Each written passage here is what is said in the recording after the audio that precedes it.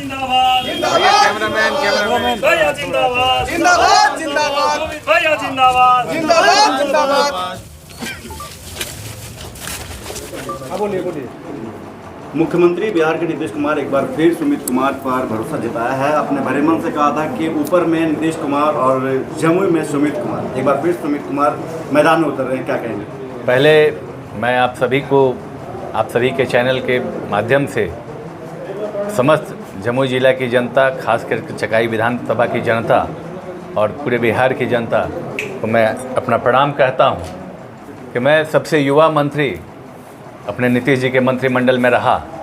और फिर से कि इस बार नहीं, आप ये गौर कीजिएगा कि 2020 में जब मैं चुनाव जीता था तब से मेरे नेता का भरोसा मेरे ऊपर था। और तब से आप एक बार नहीं, दो बार नहीं, तीन मंत्रिमंडल का शपथ ग्रहण हुआ। और उस तीनों मंत्रिमंडल के शपथ ग्रहण में जमुई का बेटा, चकाई का लाल उनके मंत्रिमंडल में शामिल रहा। और इस बार भी मैं तो शुरू से ही आप लोगों को कहता था कि कोई भ्रमित करते हो तो उस पर नहीं जाना है। हमारे नेता का भरोसा हम पर है। हमने पहले ही कहा कि बिहार में नीतीश, जमुई में सुमित, चकाई में सुमित। कब है नॉमिनेशन आपका? 18 तारीख को है। आप लोग सादर आमंत्रित हैं। मंत्री जी, एनडीए की पूरी टीम फिर से वही लोग है मैदान में। बिल्कुल, और मजबूती से हम लोग जीत रहे हैं। एनडीए की सरकार बन रही है। और हमने तो पहले ही कहा था कि 2025 फिर से नीतीश, 2025 225 यही रहेगा। पार्टी आया है जनसुराज, कितना असर डालेगा एनडीए पर? अरे देखिए, पार्टी सब लोग आते हैं, ये तो बड़ी अच्छी बात है कि देखिए वो पार्टी बना के आज आप भी एक पार्टी बना लीजिए और पार्टी बनाकर आप भी तरह तरह की बातें कर सकते हैं। जब तक आप स्वयं एडमिनिस्ट्रेशन में नहीं आएंगे, आपको नहीं पता होगा कुछ भी, तब तक आप बड़ी बड़ी बातें कर लेंगे। हमने पहले भी कहा है कि दिल्ली में भी एक सरकार आई थी, बड़ी बड़ी बातें करती थी।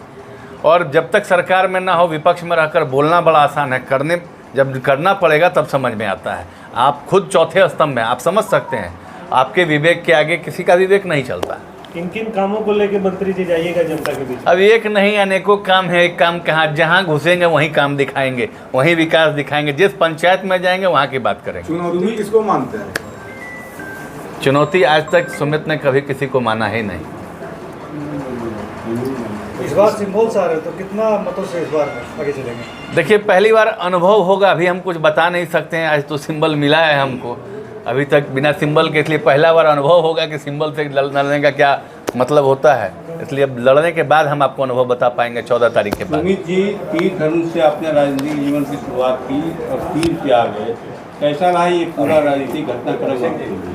देखिए, ये घटनाक्रम तो पूरे ज़िले की जनता, खास करके जमुई के साथ साथ पूरे बिहार की जनता आज मुझे उस मुकाम तक पहुंचा चुकी है कि मैं इस जगह पे हूं।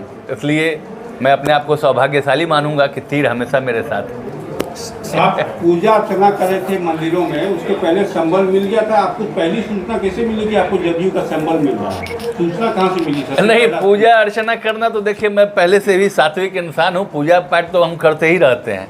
पूजा करने के लिए हम बढ़े तब तक हमको फ़ोन आ गया हमारे राष्ट्रीय कार्यकारी अध्यक्ष जी का कि सुमित जी तैयारी कर लीजिए, आपको चुनाव लड़ना है। ये जिस दिन मैं पूजा करने जा रहा था उसी दिन की बात है। तो लोग कहते हैं, विपक्ष लोग कहते हैं कि अगर नीतीश कुमार अचेतावस्था में है, अगर अचेतावस्था में रहते तो सुमित सिंह को टिकट नहीं मिलता। देखिए, अब लोग क्या से क्या कहते हैं। ये वही नीतीश कुमार हैं जो 44 डिग्री टेम्परेचर से लेकर -4 डिग्री के टेम्परेचर में भी पूरे बिहार का भ्रमण करते हैं। इसलिए बोलने वाले को बोलने दीजिए, काम करने वाला इंसान काम कर रहा है। अभी सीट शेयरिंग पर पूरा चल रहा है बवाल के नीतीश जी जो है पूरा गर्म है, नाखुश दिख रहे हैं, इस तरह की चर्चा पूरा चल रहा है। क्या कहना चाहते हैं? नहीं, ये आपको किसने बताई? ये सूत्र कौन थे आपके? हमको खाली ये बताइए। चिराग पासवान जो सीट शेयरिंग हुआ है। नहीं, हम लोग वहाँ पे थे, हम लोग को तो ऐसा कुछ नहीं दिखा। अब आप बताइए आपका सूत्र उपेंद्र कौन? कुशवाहा ने कहा है कि nothing is not well in the NDA. ये पुरानी बात थी, ये पुरानी सिंबल बात। देते वक्त क्या बोले मुख्यमंत्री? बस यही बोले कि जीत प्रचंड होनी चाहिए। राजनीतिक विरासत में मिली है, इस पर क्या कहेंगे?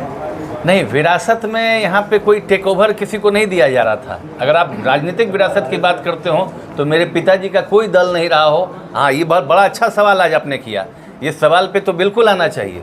राजनीतिक विरासत पे अगर आप बात करते हैं तो राजनीतिक विरासत पे राहुल गांधी को कहीं नहीं प्रधानमंत्री बना देते हैं। राजनीतिक विरासत की बात करते हो तो मेरे पिताजी का कौन सा दल था जो मैं चांदी का चम्मच लेकर पैदा हुआ, जिसके पास अगर राजनीतिक विरासत कहेंगे तो 3-3 चुनाव कोई निर्दलीय लड़ेगा।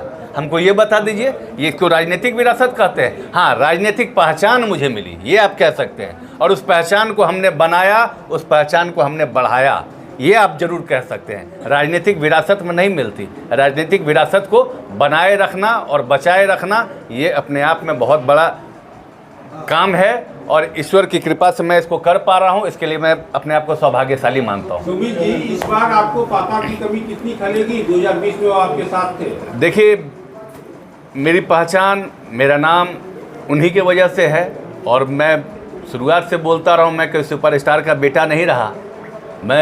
मेरी पहचान यही है कि मैं नरेंद्र सिंह जी का बेटा, स्वर्गीय श्री कृष्ण बाबू का पौत्र, यही मेरी पहचान है। और इसी पहचान के वजह से लोगों के बीच में मैं गया, तो मुझे 2010 में लोगों ने पहली बार टीका लगाया।